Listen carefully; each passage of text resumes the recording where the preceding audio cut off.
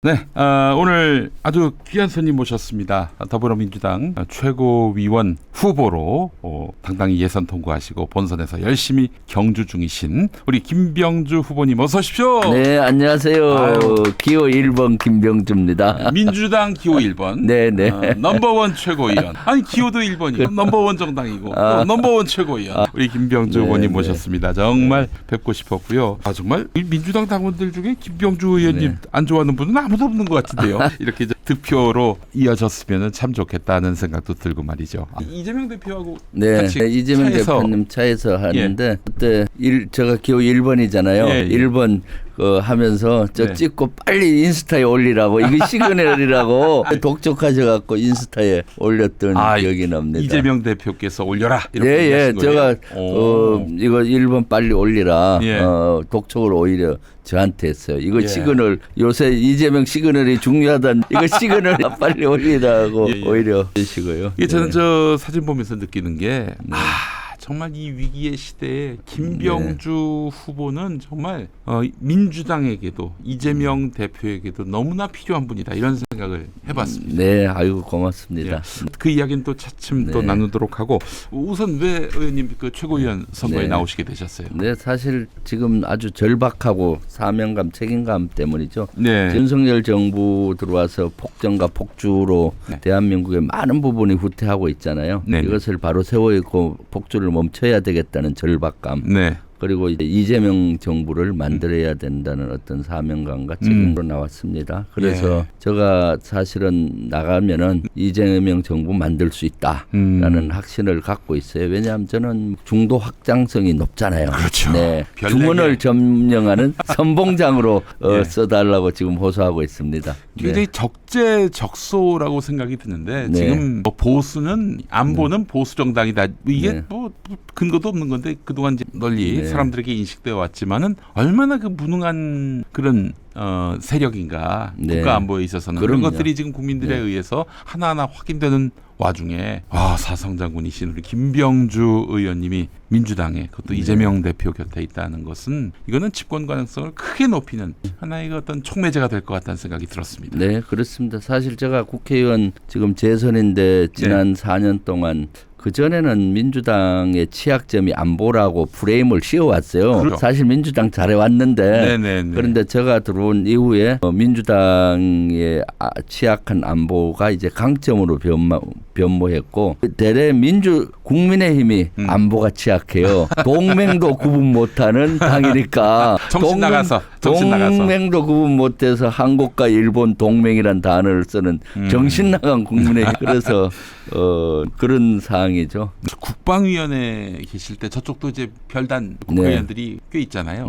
꼼짝 못한다는 소문이 있던데요. 네, 그렇죠. 김병주 장군님 앞에서 군에 있을 때도 300명 중에 포스타 출신은 저 혼자고 국민의힘은 그때 신원식 전 지금 장관이나 또는 한기호 국방위원장 하시던 분은 3스타 출신이고 지금 22대도 포스타 출신은 300명 중에 저 혼자고 저쪽은 2스타, 3스타 정도 되죠. 그 3스타 누가 있습니까? 한기호 의원이 3스타고 이번에 2스타 출신이 2명 들어왔는데 안보실 2차장 하던 그 임종석, 임종덕, 강선영이라고 여군 2스타 출신이 들어왔습니다. 일단은 그 국회가 개원되기 전에 일단 대가리 받고 시작해야 되는 거 아닙니까?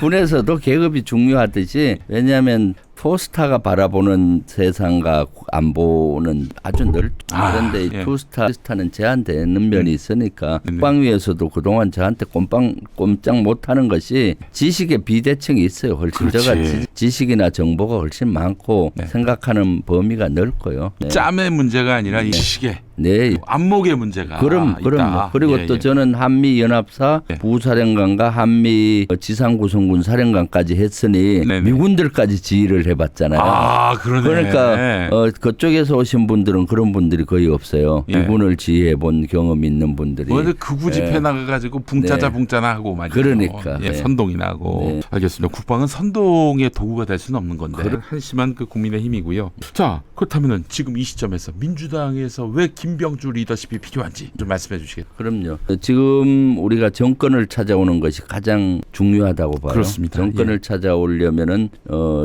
중도 확장성이 있어야 되는데 중원을 점령해야 된다고 봅니다. 예, 그런데 저는 3% 전략을 구사할 수가 있어요. 0.7%의 그 통안의 아픔을 딛고 3%의 지지도를 높일 수가 있다. 사실 평화를 중시 여기는 중도층, 안보를 중시 여기는 중도층에게 제가 호소력이 있거든요. 네. 그 3%를 올리고 예. 그리고 국민의힘과 상대 윤석열 대통령이나 상대 측에 대해서는 3% 이하 낮출 수가 있다. 네네. 이미 그것은 경험적으로 가능해 왔었어요. 역대 정권 중에서 허니문이 제대로 누리지 못한 정권이 윤석열 정권이에요. 최고 지지도가 50% 내외에서 제가 멈추겠어요. 네. 저는 그 역할을 충실했다고 보는데 윤석열 정권 들어서 제일 먼저 추진한 것이 뭡니까? 대통령실 용산 졸속기전. 예, 그때 아무도 안 나설 때 제가 진짜 선봉에 서서 나서서 네. 이전비 496억이면 된다는 거를 택도 없다. 1조 이상 든다 했는데 현실화됐고. 실제로. 예. 그다음 하늘이 뚫힐 것이다. 네. 했는데 실제로 무인기에 뚫히고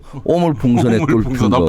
여기는 미군 부대가 옆에 있어서 미군들로부터 도감청이 될 것이다. 미국의 소나기에 있을 것이다. 네. 했는데 여지없이 그런 것들이 현실화돼서 그때 그 가열차게 제가 싸웠고요. 네. 두 번째로 윤석열 정권이 추진한 것이 초기에 문재인 정권 죽이기를 했어요. 예. 5개를 하려고 했는데 제일 먼저 한 것이 서해 공무원 피격 사건으로 그렇죠. 예. 내용은 그대로인데 결과만 뒤집어서 막 공격할 때 제가 나서서 선봉해서 아니라고 싸우고 흉악범 북송 사건에 대해서도 그러고 그래 싸웠더니 나중에 네. 중간에서 저지가 되고 네. 허니문을 날린 경험이 있거든요.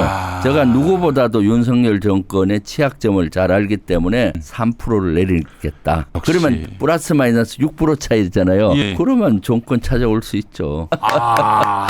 확실히 정보와 안목이 다르다. 네, 바라보는 어떤 그런 그 시야에 들어오는 폭이 다르고 네. 정보의 깊이가 다른 우리 사성장군 출신의 네. 김병주 의원님이 계시니까 정말 민주당이 큰 네. 위기를 많이 넘겼어요. 보수 정권이 그럼요. 그 민주정권 괴롭히는 방법이 그 안보 문제와 관련해 가지고 색깔론 뒤집어 씌워가지고 하는 건데 그래. 길목길목마다 다 저지를 해놓으셨어요. 진짜. 그래서 사실은 지난 대선 때 이재명 대표 대선 때도 안보로 공격을 못하고 오히려 우리가 안보로 부동시 뭐 이런 것부터 해서 공격을 했었고요. 예. 지난 총선에서도 저쪽에서 안보로 전혀 공격을 못하고 오히려 안보 참사가 국민의힘과 윤석열 정부에서 일어나고 있다라고 오히려 저쪽 그 취약점으로 부각이 됐었죠. 네.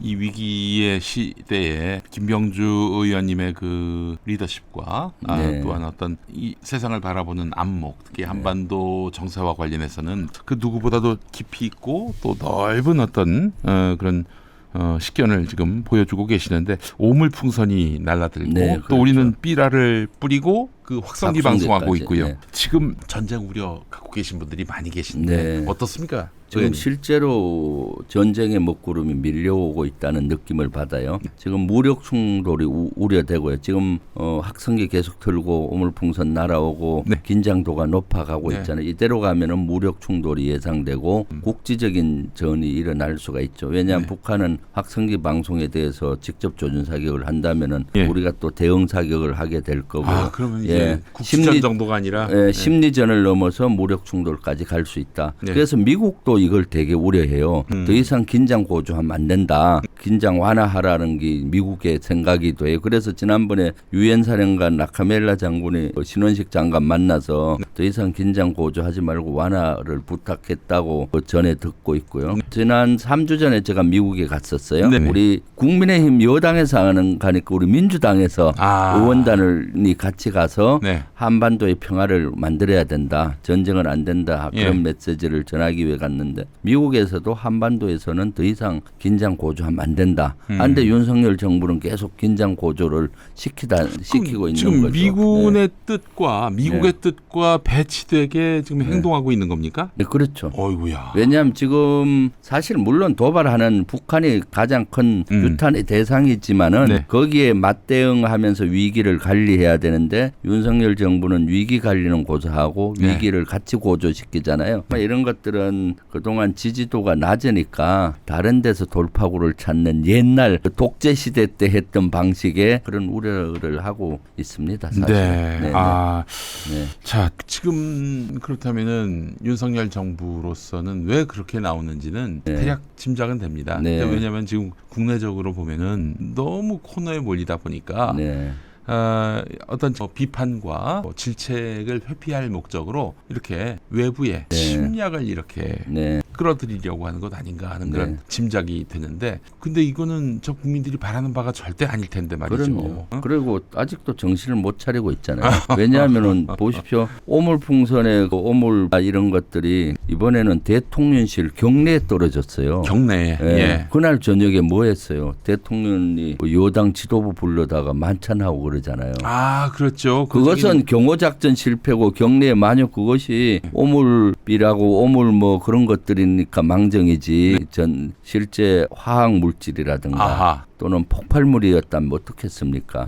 지난번에도 2차 오물풍선인가 1차 오물풍선이 날아오고 GPS 교란이 있었고 방사포 사격이 있고 이 시기에 윤석열 대통령이 국민의힘 연찬회에 가서 기분 좋다 하면서 외쳐서 제가 많이 공격했는데 천안에 이번에도 오물풍선에서 그 오물들 전단 종이 자른 이런 것들이 대통령실 경내에 떨어졌는데도 저녁에 무감각하게 이렇게 만찬을 즐기면서 뭐 축하한다 하고 그러니까 안보 불감증은 윤석열 정부가 갖고 있다. 안보를 말로만 큰 소리치고 실제적으로는 그런 것들에 대한 느낌이 부족하다라는 생각이 들어요. 국토교통부가 한 2kg 이상 되는 그 풍선 물질을 띄울 때는 반드시 허락을 하게 돼 있는데 지금 대북 풍선 보내는 사람들은 국토교통부에 논의도 안 하고 그냥 쏘아대고 있거든요. 아니 정부가 의지가 있으면 얼마든지 단속할 수 있고 저지시킬 수 있는데 그걸 하지 않고 있는 그런 현실. 그러니까요. 너무 염려가 됩니다. 만약에 북한이 지금 계속해서 확성기 방송하고 그 대북 삐라를 민간 단체가 보내는 거긴 하지만 대북 삐라를 보낸다면은 그 다음에는 어떤 수단을 써서 그러니까 지금 심리전의 일환으로 하는데 이것을 더 점점 에스컬레이트 되겠죠. 그러니까 그 다음 수준은 제가 봤을 때 북한이 우리 학생기에 대해서 공격을 한다든가 조준 사격을 할 수도 있고 또 우리 대북 단체들 있잖아요. 단체들이 삐라를 보낼 때 그 원점에 대해서 타격도 할 수도 있고 아니면 다른 형태로 지금 또 공격을 도발을 할 수 있는 거거든요. 그래서 지금 정부는 사실은 위기 관리를 해야 돼요. 위기를 낮추는 관리. 위기 관리하려면 어떻게 하겠습니까? 우리 민간 단체가 보내는 그거를 자제시켜야 되는 거고요. 뭐 그런 자제를 시키고 또 여러 가지 또 북한과의 대화의 창구를 만들기 위해서 지금은 직통선도 다 끊어졌어요. 그런 걸 복원하기 위해서 제의를 하고 또 중국을 통해서 지금 러시아하고 북한이 밀착 관계가 있잖아요. 은행으로 이런 관계도 끊고 이런 다각적인 노력을 해야 되는데 윤석열 정권은 위기 관리라는 개념이 없어요. 어느 정부든지 우리나라는 위기 관리를 잘해야 됩니다. 왜냐하면 안보가 조금이라도 무너지는 기미가 보이면은 경제가 무너져요. 바로. 맞습니다. 왜냐 안보가 불안하면은 제일 먼저 행동하는 데가 어디요? 주식시장에 투자자들이 빠져나가요. 외국 투자자들. 한국을 떠나죠. 투자금도 빠져나가고 투자자도 빠져나가고 그럼 경제가 어려워지고 악순환의 고리를 가는데 그래서 위기 관리는 못하고 오히려 위기를 고조시키고 있으니 그러니까 참 너무 한심한 거죠. 그 이제 이명박이 아니라 윤석열 정권 같은 경우에 뭐 미국은 확전이 되지 않도록 이 평화 관리를 하라 이렇게 이야기하고 있지만은 그러거나 말거나 계속 북한을 자극시켜서 그들로 하여금 도발하게 만들 가능성이 있어 보이고 만약 실제 그런 상황이 발생하지 말아야 하는데 발생하면은 미국은 어떻게 나올까요? 윤석열 대통령은 같이 와서 싸워줄 것이다 이런 기대를 하고 있는 것 같은데. 미국은 늘 11월 달까지는 대선이 있잖아요. 대선. 네, 그 대선까지는 바이든 정부는 큰 거 아니면은 윤석열 자꾸 잠재우긴 하지만은 어쩔 수 없이 따라갈 것 같고 11월 대선이 끝나고 나서 트럼프 대통령이 만약 된다면은 많이 바뀔 거라고 전 보여져. 어떻게 바뀝니까? 일단 트럼프 대통령은 바이든 한 것을 많이 뒤집을 거예요. 오바마가 했던 걸 다 뒤집었듯이. 그러니까 일단 뭐 일본하고 관계, 뭐 한미일 뭐 협력 관계 이런 한미일 이런 선언들을 다시 원위치시킬 확률이 있고요. 사실 트럼프가 되면 위기 요인과 기회 요인이 있어요. 기회 요인은 남북 간의 경직된 이걸 풀 수 있는 여력이 트럼프한테 있어요. 뭐 그냥 많이 특별히 무슨 평화에 대한 철학이 있다기보다는 그렇죠. 이걸로 모든 걸 얘기하는 분이기 때문에 그러니까 예를 들면은 지금 남북한이 긴장이 계속 고조되고 이거를 풀 수 있는 열쇠를 가지고 있다. 왜냐하면 이미 김정은하고는 서로 몇 번 만나도 받고 편지도 자주 주고 받았기 때문에 물꼬가 트이는 긍정적인 면이 있고 부정적인 면은 위기 요인은 또 돈을 많이 달라 하겠죠. 그렇죠. 방위 분담금부터 해서 그렇지만 우리가 그런 기회 요인을 잘 살리면 될 것 같아요. 지금 바이든 정부가 연속되는 그 정부로 가게 되면은 현 체제가 그대로 유지되겠죠. 그러면 남북이 점점 경색되고 위기로 치달릴 수가 있는 그런 문제가 있습니다. 맞습니다. 자, 뭐 이런 거에 대해서 대비나 제대로 하고 있는지 모르겠어요. 그러니까요. 지금은 바이든 한쪽으로 올인하는 외교를 하고 있는 것 같은데 트럼프 쪽으로 우리 민주당은 어떻습니까? 민주당은 트럼프 쪽으로 좀 라인이 있습니까? 지난 3주 전에 라인을 만들기 위해서 저하고 정동영 의원하고 위성락 대사 출신 의원 3명하고 민주연구원장 김한주 원장 4명이 당을 대표해서 일주일간 다녀왔어요. 그래서 트럼프 진영의 핵심 참모들도 만나서 우리 한반도 정책 이렇게 해야 된다라고 조언도 하고 또 국무부 요원들 또 미국 의원들도 만나고 거기에 또 싱크탱크들이 대선 때 많이 공약을 제의하잖아요. 그래서 한 6개 싱크탱크로 갔다 와서 그런 기반을 만들고 왔죠.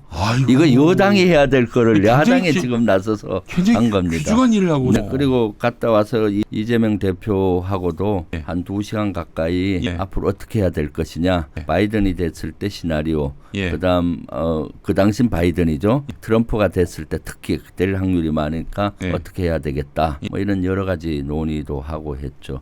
지금 여당이 할 것을 우리 민주당이 하고 있다. 여당은 하고 있어. 못하고 있. 뭐 이거 시위하기에 바쁘죠. 당병 특검법 거부 시위. 지금 아직 국방위는 한 번도 열리지도 못했어요. 아니 6월에 22대 국회가 열렸는데 아직 국방위원회 열리지도 않았습니까? 민주당이 위원장을 맡은 상임위는 아주 활발히 열리는데 국민의힘에서 위원장을 맡은 상임위는 제대로 열리지가 않고 국방위는 아직 간사나 뭐 이런 구성이 안 됐어요. 우리 민주당도? 아니 우리는 돼 있는데 그쪽이 반대하니까 열 수가 없으니까. 그쪽이 위원장이 간사도 안 정했어요. 아이고야. 참 그러니까 너무 한심한 거죠. 너무 중요한 상임위였는데. 그러니까 안보 말로만 하면 어저께도 제가 그쪽 하도 안 돼서 추경호 원내대표까지 만나서 야 국방이 빨리 열어라. 너들 안보를 중시한다는데 지금 오물풍선 사흘 또리로 내려오고 국민 불안한 열으라고 얘기하고 오늘 또 성일종 위원장 만나서 빨리 열어라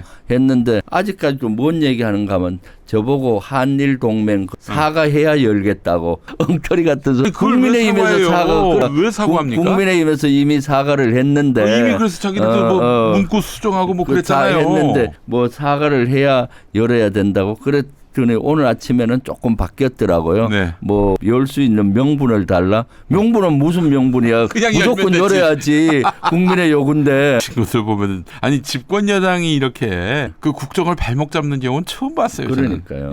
답이 없습니다. 최혜병 사건 말씀하셨습니다. 어제 그 부결이 됐어요. 너무 좀 안타깝고 슬프고 그렇습니다. 그분이 돌아가신 지 1년이 넘었는데 뭐 아무것도 할 수 없는 이 현실이 너무 비루하고요. 그 의원님 어떻게 해야 됩니까? 지금 뭐 다시 해야죠. 뭐 사실 1년이 돼도 이렇게 명명백백히 밝혀져야 되는데 안 밝혀지고 있잖아요. 국민의힘만 없었으면 이미 작년에 다 끝났을 거예요. 그럼요. 이것은 다시 시작을 강하게 해야 된다고 봅니다. 네. 될 때까지 해야 되는 거죠. 제가 봤을 때 이번에는 좀 가능성이 높은 것이 한동훈 위원장이 일단은 내뱉은 게 있잖아요. 네네. 3자가 뭐 검사 추천권을 뭐 이렇게 해서 해보겠다. 대법원 그리고 이번에 반란표가 3표가 있었잖아요. 예. 그러니까 국민의힘 내부가 분열될 수도 있고 하기 때문에 다시 강력히 최상병 특검법은 다시 발의해야 추진해야 된다. 이제는 사실은 최혜병 특검법이라기보다 이제는 윤석열 특검법이에요. 봤을 때. 그동안은 이것을 단순히 최상병의 억울한 죽음이나 수사 과정 이런 걸 들여다봤는데 그런 과정에서 보니까 윤석열 대통령이 전방위적으로 개입했다는 통화들이 많잖아요. 정황 증거. 그래서 이제는 제가 봤을 때는 윤석열 특검법이다. 그런데 최근에는 김건희 국정농단 특검법이다는 얘기가 나와요. 왜냐 거기에 임성근 사단장 구하기에 김건희가 관여했다는 통화 같은 거나 또는 거기 보면은 뭐 문자 이런 게 나오잖아요. 이종호 문과. 그래서 이것은 꼭 이번에 더 확대해서 특검 항목 속에 이런 것까지 포함을 해서 강하게 추진을 해야 되겠다. 사실은 정말 민주당이 얼마나 우리 군의 민주화나 또 인권 의식을 높이는 데를 써왔는지 모르겠어요. 사실은 진짜 군인이 죽거나 혹은 뭐 성범죄 혹은 뭐 입대 전에 벌어졌던 그런 범죄 이것과 관련해서는 3대 범죄는 민간 발견 즉시 군 밖 경찰에다가 이첩하도록 돼 있었고 그런 게 또 있었기 때문에 사실은 우리가 최혜병 사건의 어떤 진실의 일면을 볼 수 있었던 게 아닌가 싶은데 이걸 또 무력화시키려고 하는 이 정권의 무도한 행태를 보면서 요즘 저 자녀를 군에 보내신 부모님들은 불안해가지고 그렇죠. 이게 뭐 최병의 그런 그 슬픔을 우리 가족이 또 겪는 것은 아닌지 또 아울러 전쟁이 나게 되면은 이건 진짜 뭐 어떻게 걷잡을 수가 없는 상황이 되는 거 아니겠습니까? 그래서 최병 사건이 우리 군에 대한 불신을 아주 극도로 높이는데 매우 큰 역할을 했고 또 임성근이 나와가지고 얘기한 보면은 와 저런 인간이 사단장을 했단 말이야 이런 또 평가를 하시는 분들도 있고 이거 또 기본을 다시 세워야 될 것 같아요. 네, 다시 세워야죠. 먼저 최병 같이 억울한 사람이 일어나서는 안 되겠다. 그래서 제가 이번에 법을 하나 발의를 했습니다. 어떤 법입니까? 국방안전기본법 일명 최해병 방지법이에요. 최해병 방지법인데 왜냐하면은 최해병 같은 경우 이러한 안전에 대한 것이 군의 법으로 안 돼 있고 훈령이나 규정으로 돼 있어요. 아마 그때 안전평가만 제대로 했어도 억울한 죽음은 없었을 거예요. 안전평가는 물에 들어갈 때 이 정도면은 구명조끼를 입혀야 된다. 또는 물의 속도 깊이가 이 정도면 들어가서는 안 된다. 뭐 이런 규정을 평가를 해야 되거든요. 그런 평가를 안 하고 보내니까. 그러니까 임성근이 못 들어간 거 아니에요. 구명조끼만 입었어도 억울한 죽음은 없었을 것이고 물 속에 들어가게 하지 않았어도 억울한 죽음은 없었잖아요. 그렇게 들어갈 정도로 급박한 사항이 아니었거든요. 실종자 수색이니까. 그래서 이번에 제가 국방안전기본법을 발의를 했고 이걸 제정법으로 했습니다. 여기는 이 안전에 대한 전반적인 정책을 법적으로 여기에 대한 하기 전에는 늘 안정성 평가를 해라. 훈련이나 이런 것 전에 평가 항목을 만들고 그리고 지휘관들에게 안전에 대한 교육을 의무화하고 그다음에 여기에 또 제일 중요한 것이 예산 재원 확보가 돼야 돼요. 사실 구명조끼도 해병대가 입는 구명조끼를 같은 경우는 저러한 상황에서 입히면 안 돼요. 뭔가 하면 구명조끼가 여러 종류가 있다는 거 잘 모르잖아요. 모르죠. 육군과 해병대에서 입는 구명조끼는 물에 완전히 돼 있지 않아요. 몸이 완전히 다 떠버리면 어떻겠습니까? 적으로부터 총을 받잖아요. 그렇지. 그러니까 호흡만 할 수 있게. 그러니까 이것만 그냥 수중 한 50cm까지 이렇게 떠게 돼 있어요. 다 안 떠요. 이것만 딱 떠요. 그런 경우는 급물살에 취약하거든. 네네. 해군이 갖고 있는 구명조끼는 일반 민간에서 갖고 있는 거랑 똑같이 몸이 전부 떠게 해야 돼. 바다에서 수영쳐서 오는 게 아니라 네. 조난을 해서 구하잖아요. 네네. 그러면 이러한 대면 지원을 할 때는 구명조끼도 거기에 맞는 구명조끼를 만들어줘야 돼요.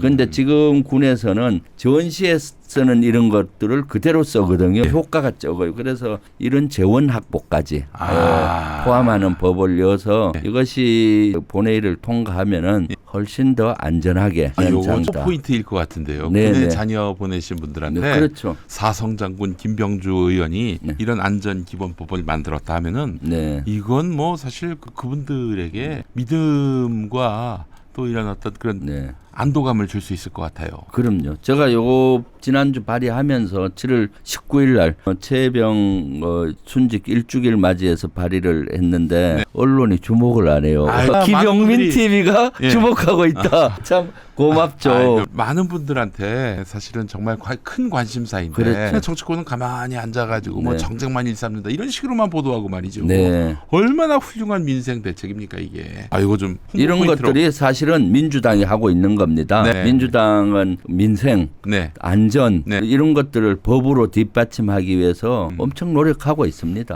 그 네. 점을 좀 네. 많이들 알아주셨으면 좋겠고 또 많은 분들한테 홍보해 주셨으면 좋겠다 이런 네. 생각이 듭니다. 예, 알겠습니다.